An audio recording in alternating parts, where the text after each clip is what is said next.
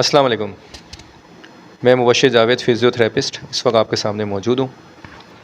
Carpal tunnel syndrome ये क्या है, इसके बारे में इंशाल्लाह आज बात करेंगे। इस वीडियो को एंड तक देखें, इंशाल्लाह आपको समझ में आएगा। बहुत कम वक्त में आपको बहुत आसान बात समझ में आ जाएगी। ये डिसेबिलिटी है और क्या है, इस पर इंशाल्लाह हम लोग बात करते हैं। तो आइए चलिए इस वीडियो को देखते हैं।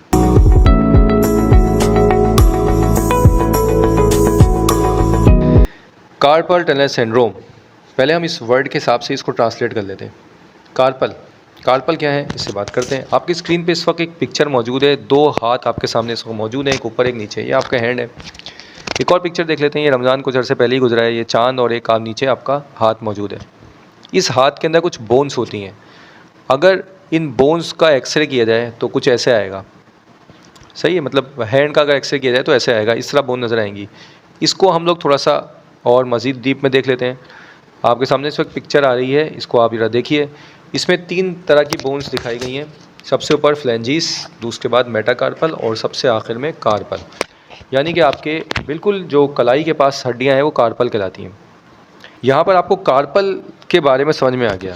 दूसरा इसमें लफ्ज़ था टनल। आपकी स्क्रीन पे एक और पिक्चर आ रही है। टनल वैसे इसको कहते हैं, यहाँ से गाड़ियाँ भी गुजरती हैं, बाज़ औक़ात ट्रेन के लिए भी बनाया जाता है। ये एक और आपके सामने टनल मौजूद है, लेकिन इसका इस कार्पल टनल से क्या लिंक है ये भी आपको समझाते हैं। इस वक्त स्क्रीन पे एक आपके वीडियो चल रही होगी, इसको देखिए। अगर आपका हैंड कट किया जाता है, ये देखिए आपका ऐसे कि यहाँ पे हैंड कट किया, तो आपके सामने एक व्यू बनेगा बोन्स का। कुछ इस तरह वो बोन्स होगा, ये आपको नज़र आ रहा है। ठीक है, अब एक और पिक्चर आपकी स्क्रीन पर आ रही है, इसको ज़रा गौर से देखें आप। इन बोन्स के बीच से एक नर्व आ रही होती है जिसको आप कहते हैं मीडियल नर्व। एक पिक्चर आपके सामने इस वक्त मौजूद है जो आपको नज़र आ रही होगी। मीडियल नर्व बिल्कुल सेंटर में आपको नज़र आ रही है और ये मुख्तलिफ उंगलियों में आपकी जा रही है। सिर्फ छोटी एक आपकी जो उंगली है, सबसे छोटी वाली उंगली, उसमें नहीं जा रही, बाकी सब में ये जा रही है। इन बोन्स के बीच से एक टनल बनता है, टनल का स्ट्रक्चर बनता है जिसके बीच में से नर्व आ रही होती है, इसलिए इसको कार्पल टनल कहते हैं। यहाँ पर आपको ये नर्व, जो टनल का वर्ड था वो समझ में आ गया, और नर्व इसके अंदर से जा रही है वो भी आपको समझ में आ गया। तीसरा वर्ड इसमें था सिंड्रोम। सिंड्रोम कहते हैं अलामत को। तो क्या क्या अलामतें हैं, इस पर हम बात कर लेते हैं। कार्पल टनल सिंड्रोम एक ऐसी बीमारी है जिसके अंदर आपकी मीडियल नर्व, जो आपकी बोन्स हैं, कार्पल बोन्स, उनके बीच में ये नर्व दब जाती है। जब ये दब जाती है तो कुछ अलामत सामने आती हैं। वो अलामत क्या है वो आप ये देख सकते हैं। आपकी स्क्रीन पे इस वक्त एक पिक्चर मौजूद है। यहाँ पे 5 अलामत दिखाई गई हैं। Sensation of tingling. ये सेंसेशन ऑफ टिंगलिंग क्या है, इसके बारे में हम देखते हैं। सेंसेशन कहते हैं एहसास को, ये तो आपको पता ही है, और टिंगलिंग कहते हैं झुंझलाहट को। अगर ये कार्पल टनल सिंड्रोम ज़ाहिर होता है तो इंसान के हाथ के अंदर जो है झुंझलाहट होती है। दूसरा लिखा हुआ है इसमें एकिंग। एकिंग मतलब है चुभना शुरू हो जाएगा कुछ आपको ना, वो सॉरी पेन होना शुरू हो जाएगा। तीसरा बर्निंग है, ऐसा महसूस होगा हाथ जल रहा है। चौथा नमनेस है, हाथ में सुन्न होना शुरू हो जाएगा। और आखिरी जो लिखा हुआ है वीकनेस इन द हैंड। हाथ आपका जो है वो बिल्कुल सही काम नहीं करेगा, वो इसमें ग्रिप सही नहीं होगी, इसकी ग्रिप लॉस हो जाएगी, कोई चीज़ हाथ से स्लिप पकड़े होंगे गिर जाएगा। तो ये इसके सिम्टम्स आना शुरू हो जाते हैं। अब सवाल पैदा होता है कि ये होता क्यों है, क्या वजूहत है जिसकी वजह से बीमारी आती है। तो इसकी बहुत सारी वजूहत हैं।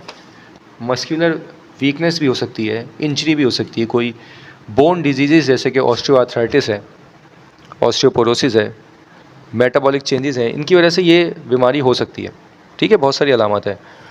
डॉक्टर के पास जाएंगे तो कैसे पता चलेगा? डॉक्टर के पास जाने से पहले आप ख़ुद भी इसको चेक कर सकते हैं। कैसे चेक कर सकते हैं मैं आपको बताता हूँ। इस वक्त आपकी स्क्रीन के ऊपर देखें, एक पिक्चर आ रही है। ये एक शख्स, एक बंदे की पिक्चर आ रही है जो आपके सामने दोनों अपने हैंड इस तरह मोड़ा हुआ है। इसको कहते हैं फैलन टेस्ट। फैलन टेस्ट के अंदर क्या होता है, 1 मिनट तक आप इस पोजीशन में अपना हाथ होल्ड रखेंगे तो ये जो आपको पीछे में सिम्टम बताए थे 5, sensation of tingling, aching, burning, numbness और वीकनेस इन द हैंड, ये ज़्यादा तेज़ी के साथ उभरना शुरू हो जाएंगे। अगर ये उभर रहे हैं तो इसका मतलब है कि ये क्या कहते हैं, कार्पल टनल सिंड्रोम जो है वो इस वक्त हो चुका है। ठीक है, इसके अलावा एक और तरीका होता है जिसके ज़रिए हम लोग इसको चेक कर लेते हैं। एक और पिक्चर आपकी इस वक्त स्क्रीन पे आ रही है, इसको देखिए आप। हम लोग इस तरीके से भी इसको चेक कर सकते हैं। इस पोजीशन पे अगर यहाँ पे अगर हम फिंगर रखेंगे तो हमें पता चल जाएगा पेशेंट को वही अलामात, जो 5 अलामात मैंने आपको पीछे बताई हैं, वो आना शुरू हो जाएंगी। तो इससे क्या होगा, हम डिटेक्ट कर लेंगे कि ये 2 टेस्ट के ज़रिए, 2 मुख्तलिफ टेस्ट करेंगे तो हमें पता चल जाएगा कि पेशेंट को जो है कार्पल टनल सिंड्रोम की डिसेबिलिटी वो आ गई है। अब सवाल ये पैदा होता है कि ये बीमारी आजकल इतनी तेज़ी से बढ़ क्यों रही है। उसकी वजह ये है कि आजकल लोग अपने हैंड को ओवरलोड कर लेते हैं, ओवर यूज़ करते हैं, जिसकी वजह से हैंड के अंदर स्वेलिंग और एडिमा वगैरह बढ़ जाता है। और भी बहुत सी वजूहत है, लेकिन ओवरलोड जो है आजकल लोग बहुत ज़्यादा अपने हाथ को कर रहे हैं। ओवरलोड कैसे करते हैं? ओवरलोड मोबाइल का बहुत ज़्यादा इस्तेमाल करते हैं, 10-10 घंटे इस्तेमाल कर रहे हैं, तो क्या बिल्कुल ही गलत है, इस तरह इस्तेमाल नहीं करना चाहिए। कुछ जगह पे मैंने देखा है कि पूरे दिन इस्तेमाल कर रहे हैं, बस सिर्फ सोने के लिए लेटते हैं तो मोबाइल हाथ में नहीं होता। इसके अलावा ऑनलाइन वर्क जो करते हैं, इनके साथ बहुत ज़्यादा मसला है, उनको ये हो जाता है। और जो लैपटॉप वगैरह पे काम करते हैं ना, इनको ज़रा बहुत ज़्यादा मसला है। बाइक राइडर्स जो बाइक बहुत ज़्यादा चला रहे हैं, उनको भी बाज़ औक़ात मसला रहता है। अब मैं आपको इसके कुछ ट्रीटमेंट बता रहा हूँ, इसको अगर आप लोग घर में रिपीट करेंगे तो इससे इंशाल्लाह इम्प्रूव कर जाएगा। ये आपके सामने एक वीडियो प्ले हो गई है, इसको देखें।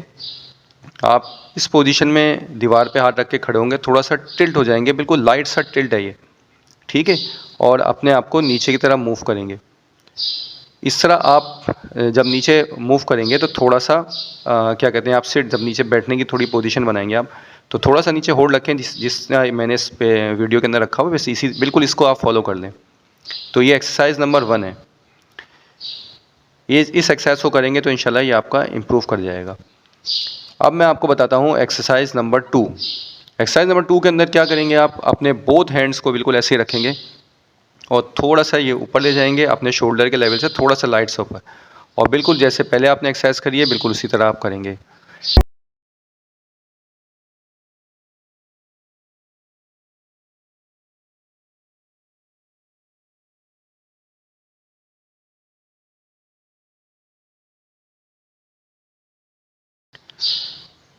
अब मैं आता हूँ आपकी बिल्कुल लास्ट एक्सरसाइज के ऊपर। लास्ट एक्सरसाइज कौन सी है ये आप देख लीजिए। ये एक्सरसाइज बिल्कुल पहले एक्सरसाइज जो आपने फर्स्ट एक्सरसाइज करी है उसी की तरह की है, लेकिन थोड़ी सी डिफरेंट है। आपको अपना हैंड नीचे से वॉल के ऊपर लेके जाना होगा, थोड़ा सा शोल्डर के लेवल से, थोड़ा सा, ठीक है। और अपनी नेक को जो भी आपका लेफ़्ट साइड से कर रहे हैं तो राइट साइड पे आपको नेक को मूव करना होगा, राइट साइड पे है तो लेफ़्ट साइड पे आपको अपनी नेक को मूव करना होगा। जिस तरह मैं कर रहा हूँ इस तरह बिल्कुल आप कर लेंगे तो ये इम्प्रूव कर जाएगा। एक चीज़ और यहाँ पे बहुत इंपॉर्टेंट है, बेहतर तो ये है कि आप अपने नियरेस्ट जो फिजियोथेरेपिस्ट है उससे जाके मुलाकात करें, वो आपको बहुत अच्छी एक्सरसाइज प्रिस्क्राइब कर देगा। ये मेरे एक्सपीरियंस के हिसाब से बहुत अच्छी एक्सरसाइज हैं। लेकिन अगर इन एक्सरसाइजेस करने की वजह से भी कोई प्रॉब्लम आ रहा है या इम्प्रूव नहीं कर रहा है तो फ़ौरन नियरेस्ट अपने फिजियोथेरेपिस्ट या डॉक्टर को दिखाएं, वो इंशाल्लाह बताएगा आपको। सबसे बेहतर तरीका ये है। उम्मीद है आपको मेरा लेक्चर पसंद आया होगा। इंशाल्लाह आपसे नेक्स्ट लेक्चर में मिलेंगे। अस्सलाम वालेकुम व रहमतुल्लाह।